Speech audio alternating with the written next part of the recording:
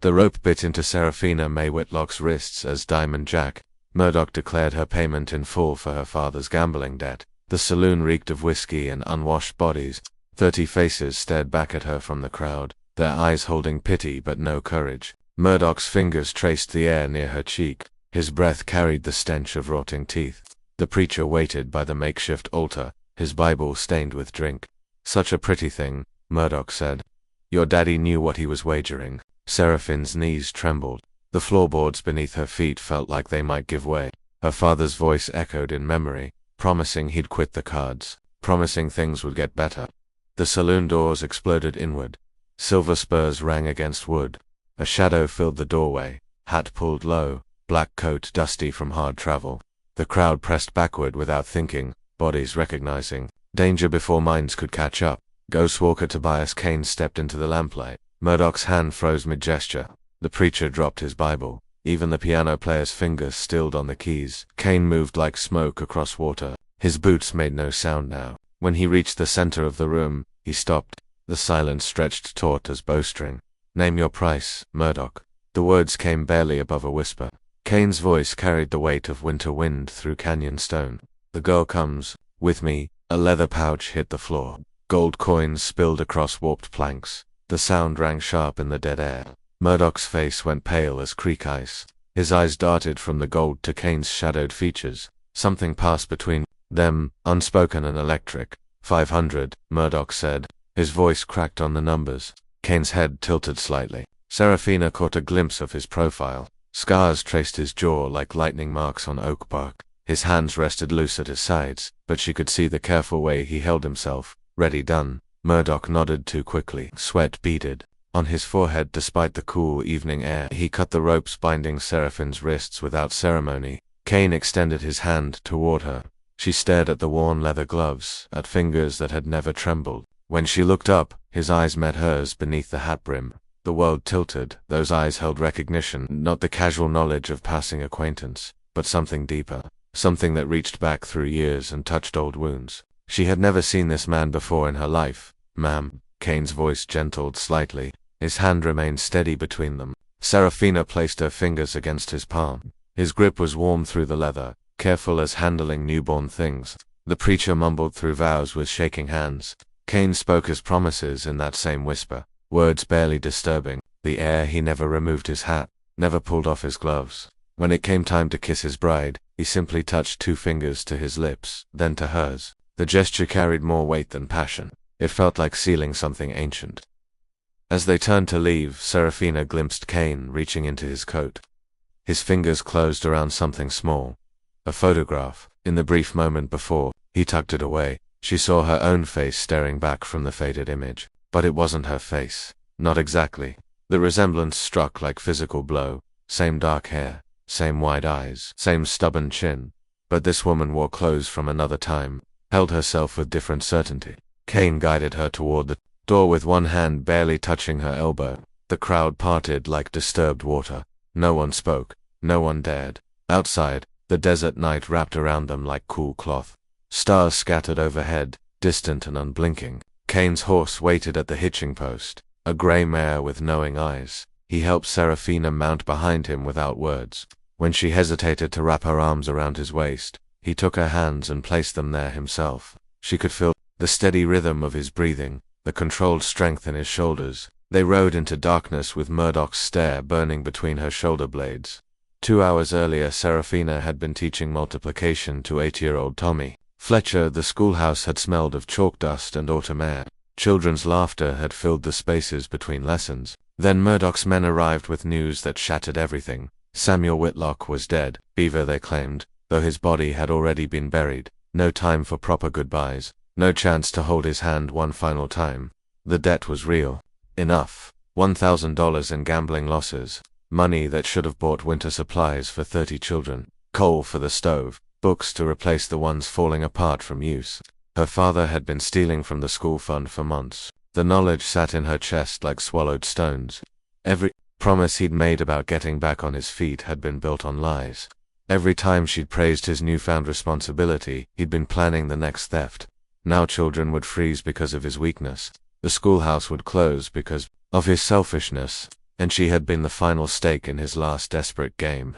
Kane's cabin appeared out of the darkness like something from fevered dreams. Low-built and weathered, it hugged the desert floor as if trying to disappear into the landscape. No light showed in the windows. No smoke rose from the chimney. He helped her down from the horse with the same careful attention he'd shown in the saloon. His hands never lingered. His eyes never wandered. Inside, the cabin felt larger than it appeared, clean but sparse. A few pieces of handmade furniture, shelves holding supplies and ammunition, everything arranged with military precision. Kane lit a single lamp. The flame threw long shadows across walls decorated with nothing but functional items. No photographs. No personal touches. Nothing to suggest the man who lived here had ever wanted comfort. He gestured toward a closed door. "You'll sleep there. I'll take the chair." Serafina found her voice at last. "Why?" Kane paused in the act of removing his coat. "Why, what? Why did you help me? What do you want?" The coat settled over a chair back. Kane's hands stilled on the buttons of his vest. When he looked at her again, that strange recognition flickered through his features. "Your father asked me to watch over you." The words hit like cold water. "That's impossible. He never mentioned you." Kane turned toward the window. His reflection wavered in the dark glass, fractured and uncertain. "Samuel Whitlock came to me 3 months ago. Said he was in trouble. Said his daughter didn't deserve to pay for his mistakes." "You're lying." Kane reached into his vest pocket, drew out the photograph she'd glimpsed in the saloon. He set it on the table between them without explanation. Serafina stepped closer. The woman in the image could have been her twin. Same face, same hair, same eyes that seemed to hold secrets too heavy for their years. "Who is she?" Kane's voice dropped to barely audible. "Someone I failed to protect." He walked toward the back of the cabin, where another door waited with a heavy lock. His keys jingled softly in the silence. "Get some rest. We have decisions to make come morning." The door closed behind him with finality. Serafina stood alone in the lamplight, staring at the photograph of a stranger who wore her face. Outside, the desert wind began to rise. Dawn came like spilled water across the desert floor. Serafina woke to empty silence. The cabin held no trace of Kane's presence. His boots were gone from beside the door, his coat missing from the chair. She found coffee still warm on the stove, bread wrapped in clean cloth, a note written in careful script. "Back in 3 days. Door stays locked." The locked door stood at the cabin's far end, heavy wood reinforced with iron bands. She pressed her ear against it. Nothing. The silence felt deliberate, weighted with secrets. 3 days stretched into 4, then 5. Serafina explored the cabin's permitted spaces, found maps spread across Kane's desk, marked with red ink, towns she'd never heard of, dates stretching back years. Wanted posters folded and refolded until the paper had gone soft. The names on the posters meant nothing to her. The faces were strangers, but Kane had studied them until the ink had worn thin under his fingers. On the 6th day, she found the money. Gold coins filled a leather pouch hidden beneath loose floorboards. More wealth than she'd seen in her lifetime. Enough to buy her freedom 10 times over. Enough to rebuild the school and feed every child in the territory. The coins bore different mint marks, different years. Some were so new they still held their shine. Others had been worn smooth by countless hands. Where did a man get such money? What kind of work paid in fresh gold and old gilt? Kane returned on the 7th day like a ghost materializing from heat shimmer. His clothes were dust-covered. His face was drawn with exhaustion. He carried supplies and worn saddlebags and fresh shadows in his eyes. He saw her standing by the window, saw the floorboards slightly askew where she'd discovered his cash. His hand stilled on the saddlebags' buckles. "Find what you were looking for." Serafina met his gaze without flinching. "What are you?" Kane set the supplies on the table, with careful precision, each movement deliberate, each gesture buying time. A man trying to make amends. For what? The question hung between them. Kane's fingers traced the edge of a flour sack. His gloves were torn now, showing glimpses of scarred knuckles beneath. For being too late, he walked toward the locked door, stopped with his hand on the key. The metal caught lamplight and threw it back in fractured pieces. "Your sister's name was Sarah." The words hit Serafina like physical blows. She gripped the window frame to keep from falling. "How do you know that?" Kane turned the key. The lock clicked open. "Because I was there when she died." The door swung inward. Serafina glimpsed shelves lined with papers, letters, documents, a child's drawing tacked to the wall. Then Kane stepped inside and closed the door behind him. She stood in the sudden quiet, her father's lies crumbling around her. Samuel had told her Sarah died of fever. that they'd buried her quickly to prevent contagion, that speaking of it brought too much pain. But Kane had been there. Kane had seen. Kane had failed to save her. The next morning brought visitors. Serafina heard hoofbeats approaching through the pre-dawn darkness. She woke Kane by touching his shoulder. He came alert instantly, hand moving toward his gun before his eyes fully opened. How many? She peered through the window. 3 riders approached in single file. Their horses moved with the measured pace of men who owned the territory they crossed. Apache, Kane said. He'd joined her at the window without making a sound. Fear crawled up Seraphine's spine. Stories of Apache raids filled every newspaper. Tales of settlers who'd vanished into the desert, leaving only burned homesteads behind. Kane opened the door before the riders could knock. The lead warrior was older than Serafina expected. Gray streaked his long hair. Lines mapped his weathered face. He wore traditional clothing mixed with white man's boots. A rifle rested across his saddle horn. Ghost Walker. The Apache's English was careful, precise. We must speak. Kane stepped outside. Serafina followed despite his gesture for her to stay back. The morning air carried the scent of sage and distant rain. Standing Bear, Kane nodded to the older man. You're far from home, as are you. Standing Bear's gaze moved to Serafina. This is the woman you married. She is the one who looks like your sister. Seraphine's breath caught. Kane's jaw tightened almost imperceptibly. She's nothing to do with old business. Standing Bear dismounted. His movements were fluid. Despite his age, all business is old business. Ghost Walker, you taught me that. The Apache warrior reached into his saddlebags, drew out a small cloth bundle, unwrapped it to reveal glass vials filled with clear liquid. Medicine, Standing Bear said. For my people's children. Children who burn with fever because the supplies we bought never arrived. Kane's hands curled into fists. I paid for those supplies. Sent them with the usual courier, perhaps. But the courier's wagon was found empty. Our gold was gone. Our children still suffer. Serafina watched the exchange with growing understanding. The Apache weren't here for revenge. They were here for justice. You think I took your medicine? Standing Bear's eyes held no accusation. Only weariness. I think Ghost Walker has many enemies. Men who would steal medicine from dying children to hurt him. Murdoch. The name fell between them like a stone into still water. Standing Bear nodded slowly. The saloon keeper spreads word that your marriage is false, that the woman belongs to him by right of debt, that you are a thief and a liar. Kane's face went still as carved stone. What else does he say? That any man who brings him your woman will receive $100 in gold. The bounty hung in the air between them. Serafina felt the weight of it settling on her shoulders. She'd gone from being payment for one debt to prize for another. My children need medicine, Standing Bear continued, but they also need their fathers to live with honor. I will not trade your woman for gold, Ghost Walker, but others might.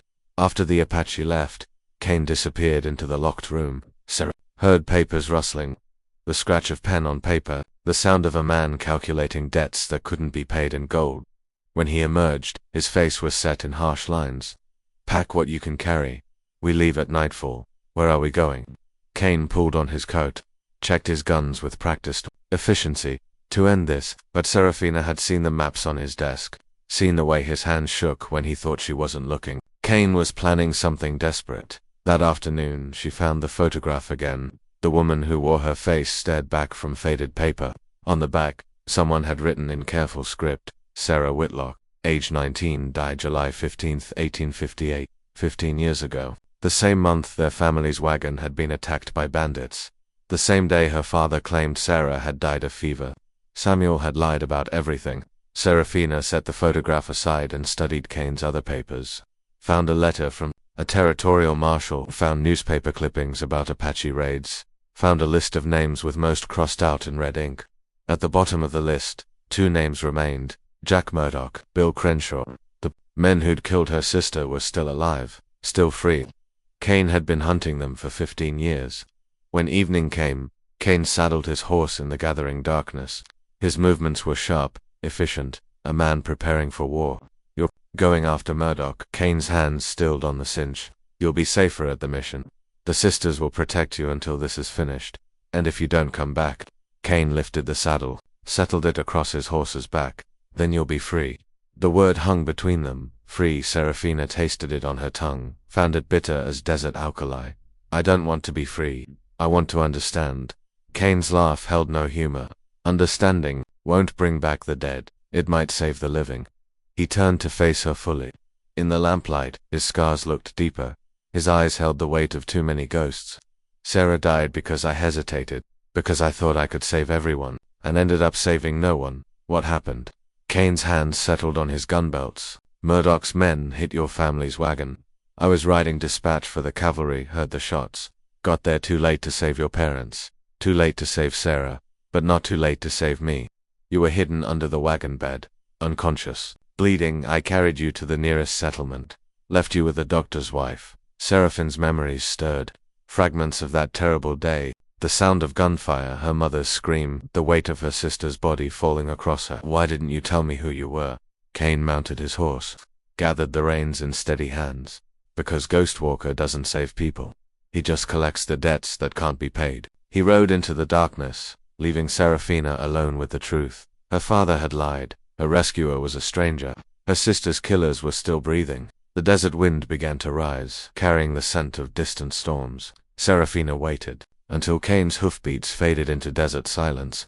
Then she struck a match and opened the forbidden door. The locked room breathed out secrets. Papers covered every surface. Maps pinned to walls. Photographs of children she'd never seen. And letters. Hundreds of letters. She lifted the first envelope. The paper was soft from handling. Inside, childish handwriting spelled out words of gratitude. Dear Mr. Anonymous, thank you for the winter coats. Tommy says his doesn't have holes anymore. We put your name in our prayers even though we don't know it. Another letter, different handwriting. The books came yesterday. Sister Mary Catherine cried when she saw them, real tears. Happy ones. The children have been reading all night by candlelight. Seraphine's hand shook as she opened letter after letter. Schools in distant towns, orphanages in mining camps. Children who signed their names in careful script and sent drawings of stick figures holding hands, all thanking Ghost Walker Kane for gifts that came without explanation. Books and blankets, medicine and winter supplies. The gold she'd found wasn't stolen, it was earned and given away as fast as it came. Kane had been funding hope across the territory. A child's drawing caught her attention. Crayon figures standing beside a schoolhouse at the bottom. Someone had written, "This is our teacher, Miss Sarah. She reads to us every day." Sarah, her sister's name. Seraphine's breath caught as understanding bloomed. Kane hadn't been hunting Sarah's killers for revenge. He'd been hunting them to fund the schools Sarah would never teach, the children Sarah would never hold. He was trying to give her sister's dreams to other children. The sound of approaching horses broke her reverie, multiple riders. Moving fast, Serafina blew out the lamp and moved to the window. 6 men approached through the moonlight. Murdoch's men. She recognized their leader, Bill Crenshaw, from the wanted posters. The second name on Kane's list, Sarah's killer. They surrounded the cabin with practiced efficiency. Crenshaw dismounted and walked to the door. His spurs rang against the wooden steps. "Mrs. Kane, we know you're in there." Serafina pressed herself against the wall, her heart hammered against her ribs. "Your husband stole medicine from the Apache, federal crime. We're here to bring you both in for questioning." Lies wrapped in official language. Serafina had seen the truth in Standing Bear's eyes. Murdoch's men had stolen the medicine. Now they were using it as excuse to claim the bounty on her head. Come out peaceful. No one needs to get hurt. Serafina thought of the children's letters, of Kane riding alone into whatever trap Murdoch had prepared, of Sarah's dreams scattered across the desert floor. She made her choice. Moving silently, she gathered Kane's papers, the letters, the photographs, the evidence that proved his innocence. She bundled them into a leather satchel and slung it across her shoulder. The back window opened without sound. Desert air flowed across her face, carrying the scent of sage and distant rain. She slipped through the opening and dropped to the ground. Crenshaw's voice echoed from the front of the cabin. "We're coming in." Serafina ran. The desert floor was treacherous in moonlight. Rocks and holes waited to catch unwary feet. Behind her she heard the cabin door splinter. Shouts of frustration as the men discovered her absence. She knew where Kane had gone. The maps in his room had shown Murdoch's stronghold in Devil's Canyon, a maze of rock formations that provided perfect cover for ambush. Kane was riding into a trap alone. Serafina had grown up in this country. She knew the hidden paths that miners used, the water sources that kept prospectors alive, the shortcuts that could cut hours off a desperate journey. She ran through the night, guided by stars and stubborn hope. Dawn found her at the canyon's edge. Below, Devil's Canyon spread like a wound in the earth. Red rock walls rose on both sides. The narrow passage at the bottom provided the only way through. Kane's horse stood tethered at the canyon mouth. No sign of its rider. Serafina studied the rock faces, found handholds worn smooth by generations of climbers. The Apache had used these paths long before white men arrived.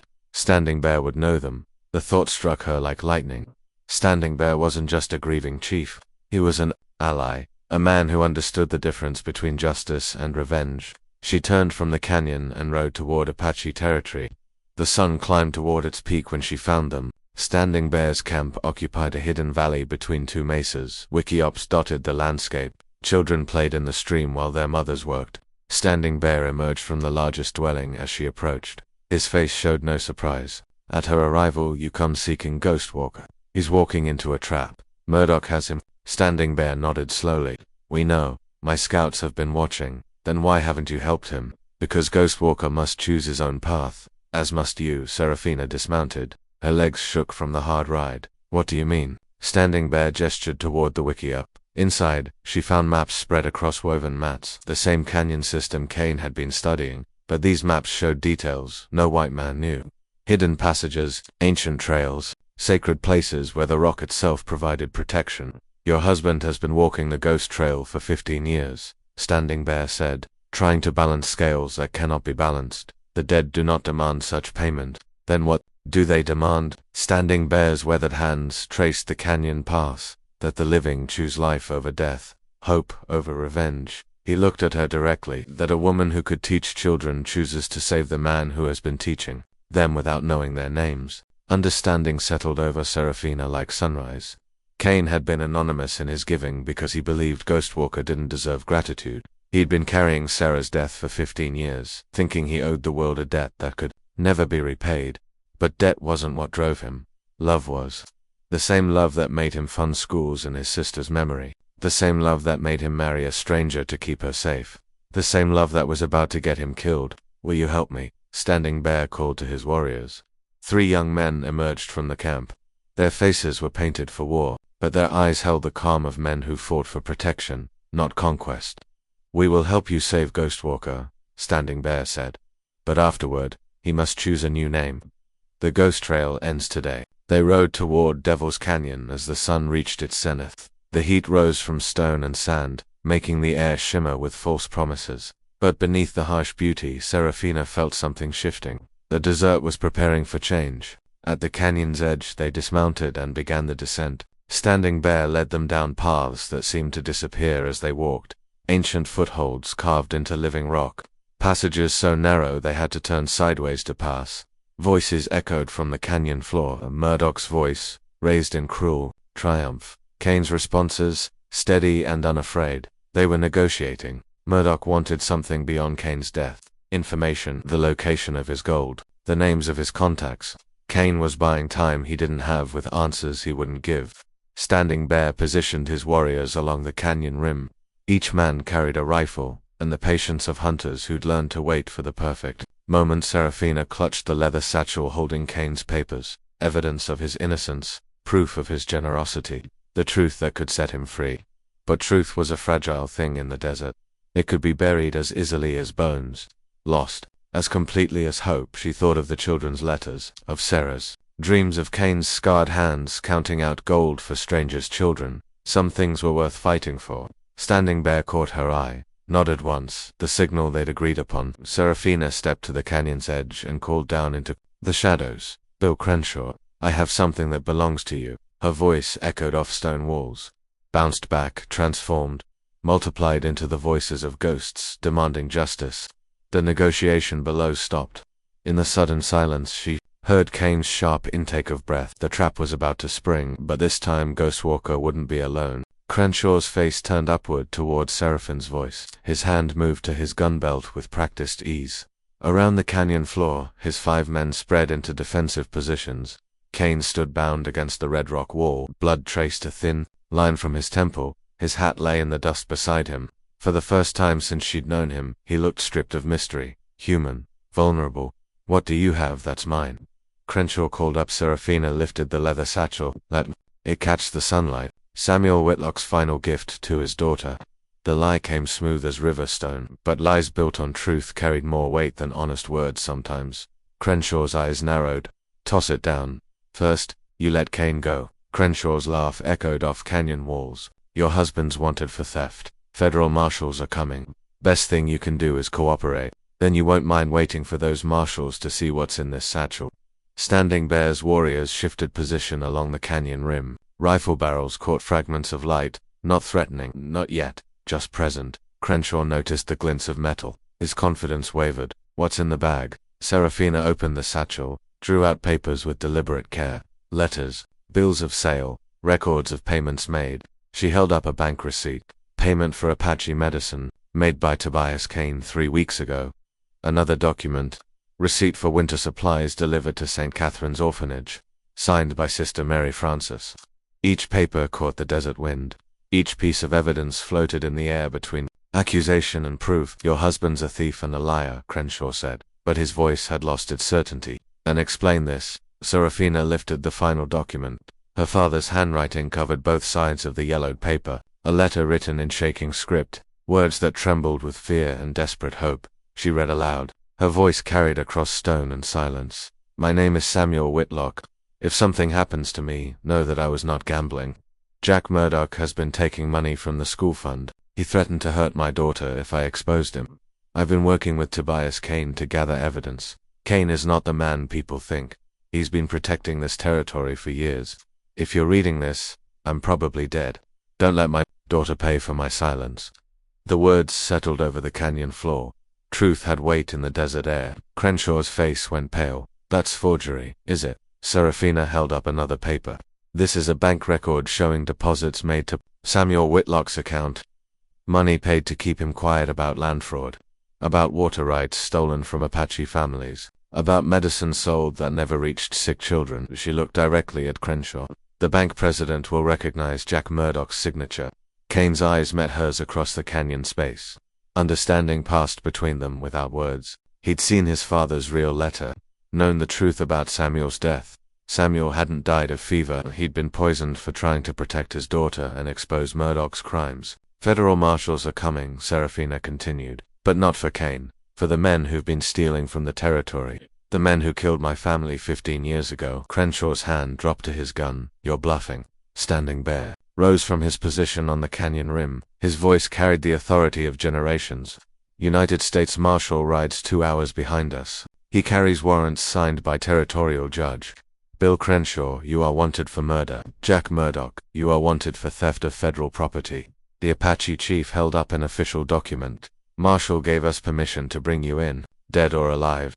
The canyon went silent except for wind across stone. Crenshaw looked at his men, saw doubt replacing loyalty, saw them calculating odds and finding them wanting. Cut Kane loose. Serafina called down. Surrender peacefully. Maybe the judge shows mercy. Crenshaw's face twisted with rage. Mercy, after 15 years of running. After watching that ghost hunt us across every territory. He pulled his gun, pointed it at Kane's chest. Ghost Walker dies today. The shot echoed off canyon walls, but it came from above, not below. Standing Bear's rifle spoke with quiet authority. Crenshaw spun and fell, his gun scattered across red sand. The remaining men dropped their weapons without hesitation, hands raised, eyes turned skyward, toward the Apache rifles that could end their lives with casual precision. Serafina scrambled down the canyon wall. Her boots slipped on loose stone, her hands scraped against rock. But she reached the canyon floor before courage could abandon her. Kane's bonds fell away under her knife. He stood slowly, testing his balance. Blood still traced his temple, his clothes were torn and dusty. But when he looked at her, his eyes held something she'd never seen before. You came back, and never left. Kane's hands reached for her face, stopped just short of touching the locked room. I found the letters, the children you've been helping, Sarah's school. Understanding passed between them. Kane had been building monuments to his sister's memory, schools where Sarah's spirit could live through other children's laughter. Your father knew, Kane said quietly. He'd been helping me track Murdoch's operations, gathering evidence. Why didn't you tell me?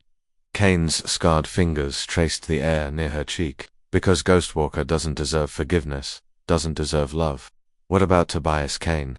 The question hung between them. Kane had worn his ghost identity for 15 years. Let it define him, let it carry his guilt and shame. But ghosts couldn't love. Ghosts couldn't build schools. Ghosts couldn't choose hope over revenge. Kane's hand settled on Seraphine's shoulders. This time, he didn't pull away. Tobias Kane would like to learn. The marshal arrived as promised, a weathered man with federal authority and territorial patience. He took Crenshaw and his men into custody, collected Seraphine's evidence with careful attention. Murdoch was arrested in Redemption Gulch while trying to flee with stolen Apache gold. The saloon keeper's empire of lies crumbled under the weight of documented truth. Land rights returned to their rightful owners. Water sources opened to Apache and settler alike. The stolen medicine reached sick children before fever could claim more lives. Kane stood in the desert evening, watching the marshal's wagon disappear into distant dust. His hat remained in his hands, his face turned toward the setting sun. What happens now? Serafina asked. Kane reached into his coat, drew out the daguerreotype of Sarah, studied his sister's face one final time. Then he walked to a small pile of stones, a grave marker in the canyon wall. He placed the photograph beneath the stones with gentle care. Now we go home. They built their new school on the hill overlooking Redemption Gulch, a place where Apache children and settler children learned together, where Sarah's dreams took root in young minds and grew toward uncertain futures. Kane hung up his guns but kept his skills. He tracked missing persons now, found lost children, brought families together instead of hunting men apart. The gold from his bounty hunting funded books and winter clothes. The skills that made him a feared gunfighter made him a patient teacher. In the evenings, he and Serafina would sit on their porch and watch the desert paint itself in sunset colors. Sometimes Apache families visited, sometimes former students stopped by to share news of their lives. Kane's scars faded but never disappeared. The past couldn't be erased, but it could be transformed into something worth building upon. One evening, as autumn painted the cottonwoods gold, Serafina found Kane reading letters from children. His fingers traced the careful handwriting with familiar gentleness. "Do you miss it?" she asked. "Being Ghostwalker." Kane set the letters aside, reached for her hand. Ghostwalker was already dead. He just didn't know how to rest. Thunder rolled across the desert horizon. The first winter storm was building strength among the distant mountains. Kane stood and offered Serafina his hand. "Come inside, we have lessons to plan." They walked into their home together. Behind them, the desert wind carried the scent of rain and the promise of green things growing in previously barren ground. The ghost trail had ended. The path toward tomorrow stretched ahead, uncertain but no longer walked alone. And that is all to the story, for now. Please let me know where you are tuning in from. Perhaps we will create a story there. Consider liking this video and subscribing to our channel. And if you enjoy our content, click this video on your screen. I promise you, it's worth watching. See you tomorrow.